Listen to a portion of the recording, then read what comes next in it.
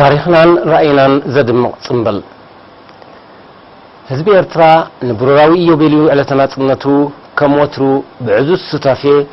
نمزن قلبو هاجراو فقرو بزن صبارق وعوع سمعت بتسفون فسون منفس بزبلص ባህላውን ስነ ጥበባውን መሰናዶታት ይጽምብል ኣሎ ኣብዚ ምዕሩግ ጽምብል እዚ ንቅያታት ሓርነታዊ ቃልስና ዘሕብን ባህልና ክብርታትናን ኣነባብራናን ሃገራዊ ስኒትናን ሓድነትናን ዘይጽዓድ ምኸተና ከምውን ንጻዕርና ባህግናን ሃገራዊ ራእይናን ዘጉልሑ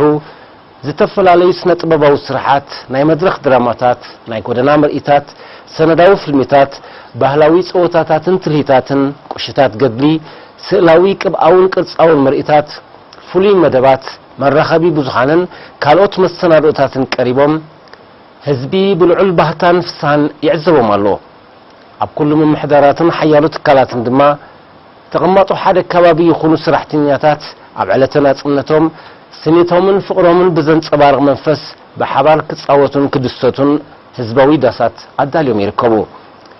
ኣብዚ ጽምብል እዚ ንምስታፍ ካብ ወጻኢ ሃገራት ዝነገዱ ኣሽሓት ዜጋታት ከምውን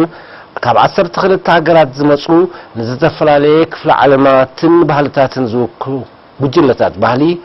ንድሙቕ በዓልና ተወሰኸ ድምቀት ሂቦም ኣለዉ ብዘይካዚ ብኣጋጣሚ ናይ ዝክቡር ጽምብል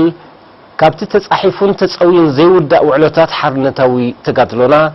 ካብ ሪቕ ብሕፍንቲ ወከልቲ ዛንታታት ዝሓቕፋ ሰለስተ ዓበይቲ መጻሕፍቲ ተሰናዲና ኣለዋ ኩሉ ዚ ባህላውን ስነ ጥበባውን መሰናዶታት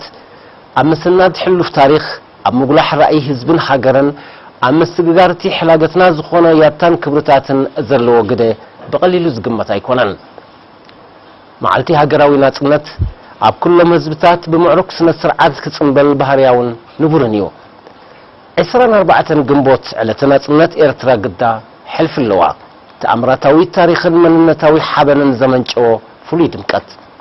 ابت مزنا البوك ايان جغننتن ايرتراوان استمسكرلو نوحن صنكرن قبلنا ناصنت كونه مختين معقاب ناصنت نفس وكف ايرتراوي سدرابيت بهيوتن كل عينت مسواتن مواقف لا على تناصنت حزب ايرترا فليتن عزستن زغبرا مخنيات قا ملا حزبي مداركتي البو سقاين مرتن صيرو رزين واغاز الرغاغصا اموداتا دما بجግንነቱን እንብዛዝ خرع ወተሃደራዊ ዓወቱን ከይተነየተ አብልዕልና ሕግ አሚኑ ህዝባዊ ሬፈረንደም አካይዱ በነጎድጓዳዊ ድምጹ ዝጨበጣ መላ ህዝቢ ሓቢሩ ዝተቃለሰላ ናጽነት ብምዃናዩ ሓያል ህዝባዊ ስምዒትን ታሪኻዊ ሓበንን ዝሰረቱ ሃገራዊ ጽምብል ድማ ዓመት መጸ መመሊሱና ደመቀና ማዕረገን ክኸይድ ግድን እዩ ምስጋና ነቶም ብሞዮምን ክእለቶምን ነዛብ ክብርት ዕለት ንምድማቕ ዕዙዝ አበርክቶ ዝገብሩ ዘለው ዜጋታት መጎስ ነቲ ጽምብል ናጽነቱ ናብ እንብዛ ተባሃጊ ህዝባዊ አውድ ዓመት ቀይርዎ ዝርከብ ሓፋሽ ህዝቢ ኤርትራን ሓይልታት ምክኻሉን ክብሪ